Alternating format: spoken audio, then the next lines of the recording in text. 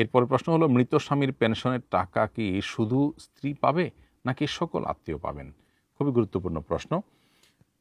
কোনো ব্যক্তি মারা গেলে তার পেনশনের যে টাকাটা, এই টাকাটা সরকারের তরফ থেকে দেওয়া এক ধরনের গিফট বা উপহার। এটা তার রেখে যাওয়া কোনো সম্পদ নয়।